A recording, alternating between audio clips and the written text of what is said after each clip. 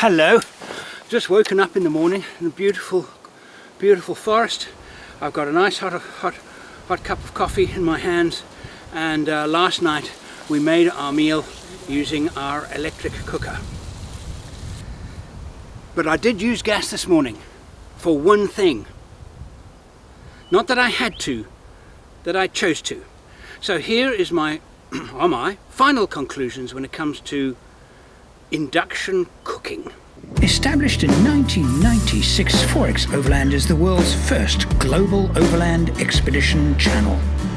Join us as we explore the world by four-wheel drive. I'm going to broaden the discussion just a little bit. When we talk about induction cooking, we are automatically assuming that we are using large inverters to produce large amounts of AC current to run cookers. Our use of AC is not just confined to that if we have a big system. For example, here I have a 3 kilowatt Victron inverter, and it charges, if I plug it into shore power, inside the same system charges it. So it's very convenient. I don't have to go to the store and buy gas. I plug it in at home when the sun is shining, because I have a very large solar array on my home, so I charge my batteries before I leave on a trip using sunlight.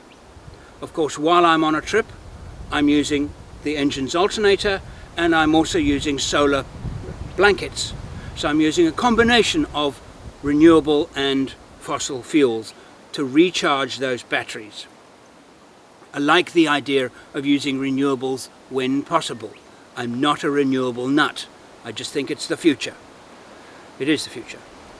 It's the progress and the process of getting there that is sometimes more damaging than it needs to be. Electric cooking has one major advantage over any other kind of cooking, and that is pure speed and convenience. To set up our electric cooker takes me, 30 seconds to plug it in and turn it on, if that. And once one gets used to inversion cooking, it's brilliant. It's very easy to control, and very importantly, actually, it's very easy to clean. However, I have one inverter cooker. If I needed to now cook a sauce with, for example, a pasta, I would have to either pre-cook the pasta, pre-boil the water, and then set that aside and then cook, because I've only got a single burner. I shouldn't use the word burner. Burner refers to a gas burner. So we're going to call them cookums. We'll call them cookers. If we have now plug in a second one, I have a 3000 watt inverter. As I have mentioned, I could run two simultaneously. I don't have two in the car. So the question is, did I need to go to a 3 kilowatt inverter? Well, yes and no. If I had purchased an inexpensive inverter claiming 3 kilowatts, remember that 3 kilowatts it's only going to deliver 3 kilowatts at normal temperatures. If we have a high ambient temperature, then that ability to deliver that AC current to its amount specified written on the box reduces. So it's again a value thing. So the Victron is very good. It will produce the advertised power. So I could use two burners. But I don't have one because I don't feel like carrying one, because it's so rare that we ever use one. And so if I want to boil water, I use my MSR reactor, which is a jet boil style water boiler. Incredibly fast, and not much faster than the induction at boiling water. I've made the comparison, but far more efficient. Boiling water with an induction cooker uses a lot of energy, and because it uses a lot of energy, I therefore need bigger batteries to cope with it. So the measurement therefore is, okay, how big do I need my inverter to be? My recommendation is that you get the highest quality not less than 2 kilowatts, okay, of the highest quality. All right, you want to be sure, spend a little bit more weight, get a 3 kilowatts.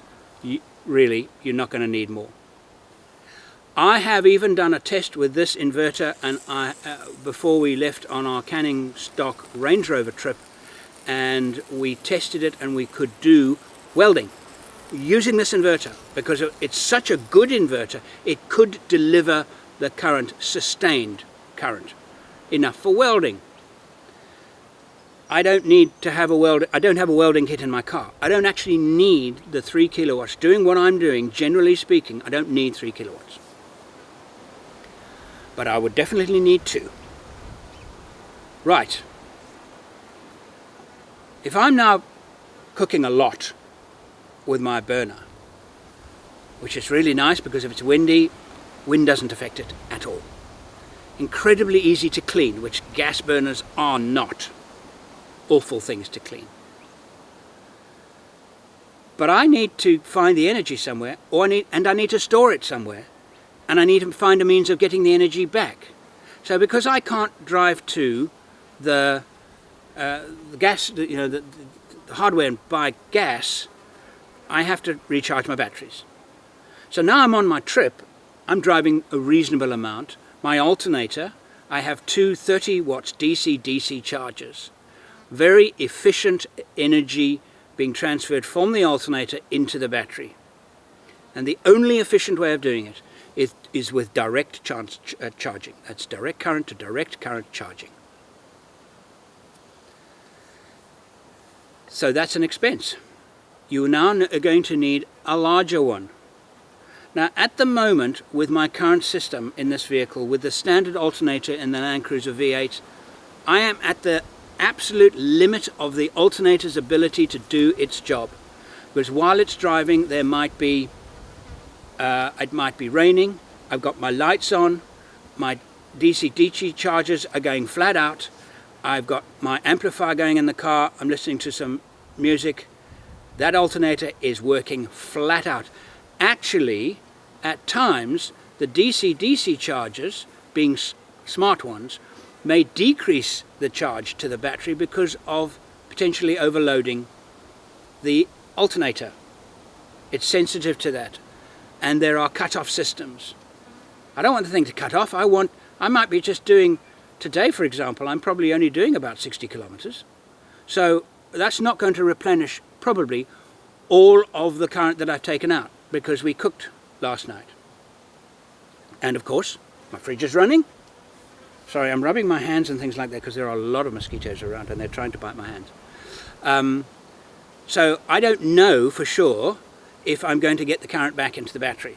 So I might have to use my solar blanket to supplement it. With enough solar blankets, you can stay indefinitely at one place, as long as the sun is shining, and do all your cooking with induction, as well as all of the other peripherals, fridges, lights, etc., with no worry at all, replenishing all the current using solar. Fantastic. But if it rains, cloudy, input current drops dramatically to the point where you don't even close to reach the amount of current putting back into the battery that you've taken out. So there's now a swing. You're now using more energy than you're putting back into the battery, so you have to go to the shops and buy gas. You understand what I'm saying here? You have to find some way of getting the energy back into the battery. Just like you've run out of gas and you need to go to the hardware at the next town and buy some gas so we can continue cooking. It's the same thing, really. It's the same problem. It's a similar problem, different solution. Therefore, if you are in this situation, you need to be able to store. How big are your gas bottles if you're still using gas? How big are your gas bottles? Those gas bottles that you're carrying, the capacity, so gas bottles should be measured in days. How many days cooking can you do with a set of gas bottles? That's pretty obvious to me. With electricity, it's not so much days, it's days divided by hours travelled to charge the batteries. It's a slightly different formula, but it's the same problem. So I now have to get that battery recharged. If I can't store enough, I have to recharge it. And if I can't recharge it easily, I need to store more. What does that mean? It means more expense. There are two big expenses when it comes to induction cooking. The inverter, high quality inverters, they're not particularly cheap. They're certainly more expensive than a gas burner. And they take room in the vehicle, and batteries can be very expensive, particularly if you're using lithium. Now, my conclusion, to be honest with you, is if you've got a battery bank of AGM batteries, forget about induction cooking.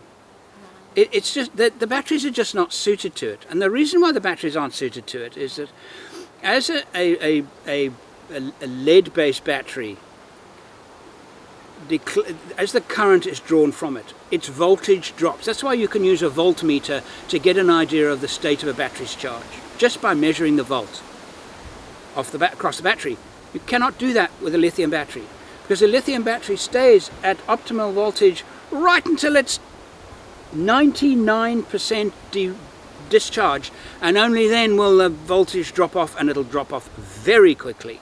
And between 99% and 100% discharge, the battery will turn itself off because of the internal battery system. The battery charge system built into the battery, not the external. They're called BMS, battery management systems, and they're built into every lithium battery. And they protect the battery from over-discharging, basically, to put it in a simple way, it stops it bursting into flames. All right? They are the reason why lithium have become safe. It's the internal battery management systems. So lithium has come of age. You might say, okay, well, it's easier to charge a AGM than a lithium. I guess it is, because you don't need special profiles, or the ordinary lead acid profiles we get in ordinary battery chargers will suffice perfectly with the AGM, and they are not ideal for lithium.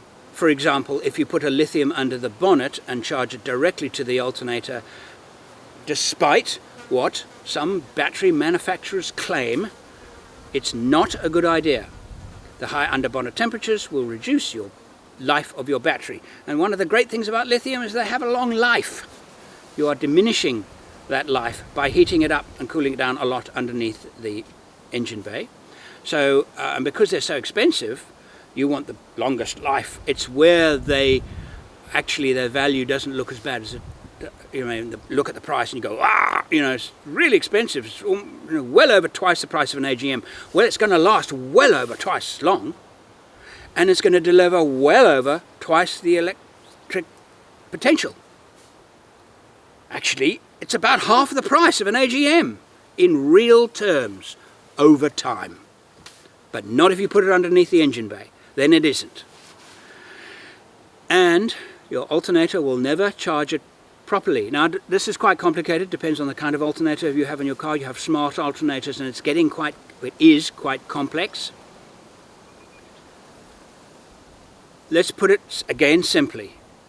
You're not going to get an optimum charge unless the charger is optimized to lithium, and DC chargers are, almost all of them, optimized to lithium. The alternator is not. So that's to put it in a very simple term. So generally putting it underneath the bonnet is a bad idea, and charging it without a DC is another bad idea. If you don't want to go, if you really just don't want to go DC charging, don't bother with lithium. Actually, at the end of the day, you're fooling yourself. It'll work, but it'll work badly, and it'll give you bad value for money. So the end result is cost. You need to buy DC chargers. You need to have them wired up. If you're using something like the Egon DC hub, you can wire it yourself without thinking. You'll do it in an afternoon. But you have to do it. You have to run the cables, you have to fuse it, you have to, where are you going to store them? Now of course AGMs are considerably heavier than lithium, so you can, for the same weight, put in 3 times the battery capacity and 6 times the battery efficiency using lithium over AGM. So again, because of the weight issue, far more efficient. But they're expensive. So in this vehicle now, I'm completely over the top. I have 400 amp hour of Amptron lithium batteries. That's why I don't have a solar panel at the top on my roof. Why would I ever actually need a solar panel at the top? The only time I'm ever going to need to recharge these batteries is if I'm sitting at a place for more than 5 days and I'm inverter cooking. Only after about 4 or 5 days of very heavy battery usage will I actually start running out of current and I have to replenish that current. I use solar blankets. I'm not going to bother with something on the roof that is just going to, well, it's only going to work if I'm parked in the right direction anyway, so why bother? Just take a solar blanket. To me it's a no-brainer. Let's get back to induction cooking after I've had a bit of coffee. For the expense, in terms of money, not necessarily in terms of space, very similar. Maybe a little bit more with gas burners because you have to carry the gas. Nothing in it that could positively sway one way or another, in my opinion. There's no big difference in terms of space. Expense, considerable if you're not running lithium already. Let's assume you are running lithium and you've got a fair battery pack. For example, you've got 200, and that's fairly common these days for a rig to have 200 amp hour of lithium. Should I go induction? Do you have space to put a fair-sized inverter? Because remember, the inverter cannot be enclosed in a box, it needs to be out in the open so it can cool. They get pretty warm. So they do take up a reasonable amount of space. The wiring. If you're going to do an inbuilt AC wiring system, in other words, anything that's not a simple extension lead, anything beyond that, in Australia anyway, you have to get an AC approved technician to do the wiring and it has to be signed off. That AC is the same as AC at home. It's exactly the same. It can shock you and it can kill you. There's no difference between AC once its system is plugged in and operational than AC at home.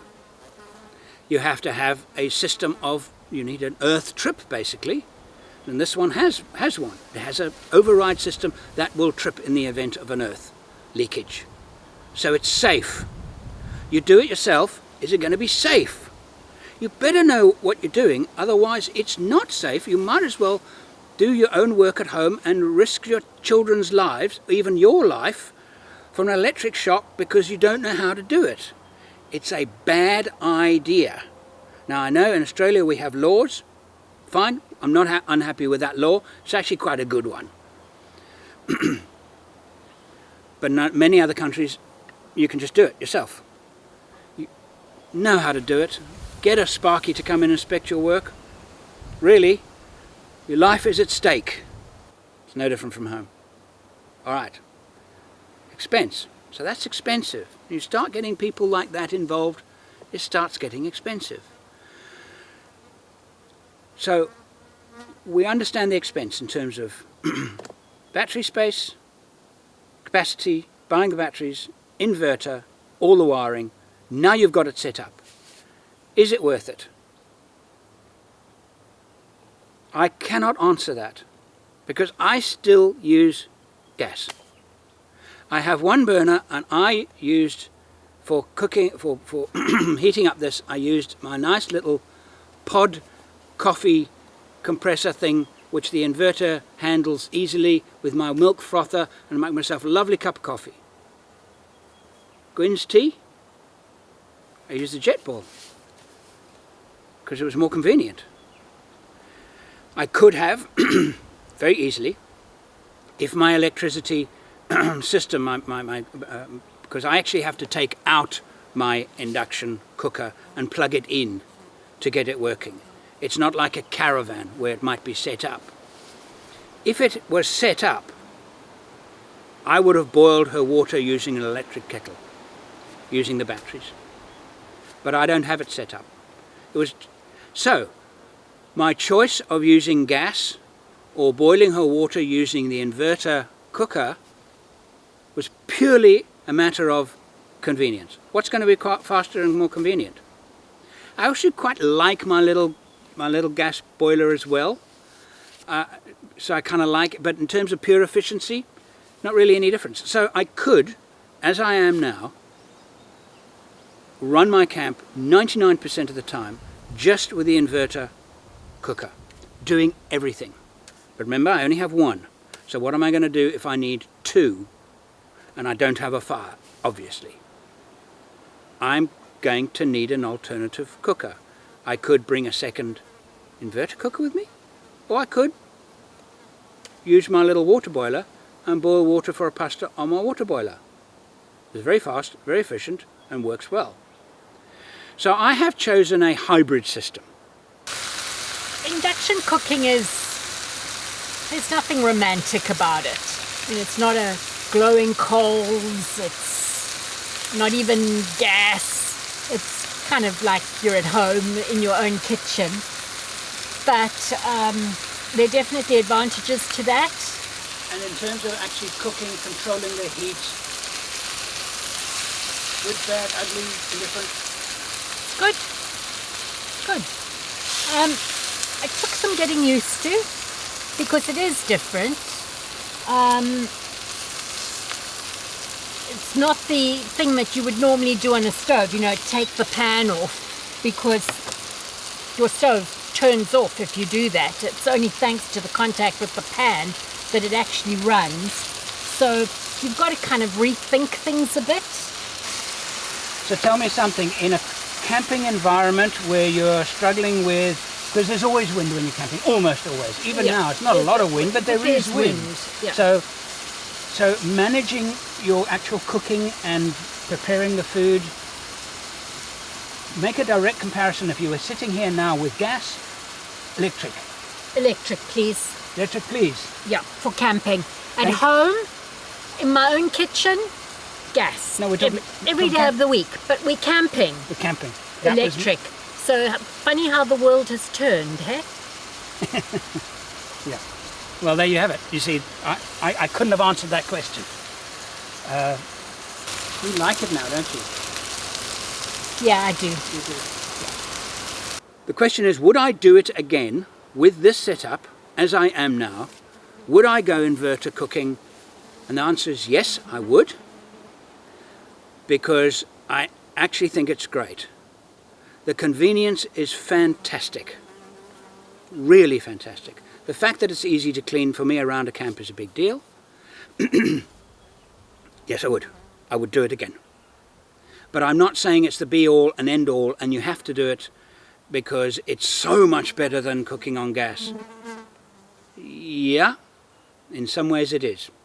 But in many ways, particularly the expense, it most certainly isn't. I have been editing here and I've realized that some of you are still going to be thinking, oh, I don't know, still don't know. Okay, I'm assuming you've got lithium in your vehicle at the moment. If you don't, then forget about it. Okay, and if cost is an issue, gas, far, far cheaper. All right, now, given that, you've got two factors you have to consider. Firstly, do you travel a lot? In other words, do you stay at one place a long time, or are you really reasonably regularly on the move? That's a big, big factor. The other big factor is, do you have a lot of sunshine where you're traveling? Okay, if you move a lot, means you're going to charge a lot. Okay, if you don't move a lot, means you have to find another way of charging, which is the sun. If you don't move a lot, and you don't have a lot of sun, forget about cooking with induction. You can still do it, but it's just the cost and the complexity. No, cooking with gas is far, far easier. But Well, that's my conclusion then. But if you don't move a lot and you've got lots of sun, buy extra solar blankets, cook with induction. If you move a lot, well, get a good DC-DC charger so you can replenish the energy. But if you have neither of those things, then induction cooking is not really practical. I hope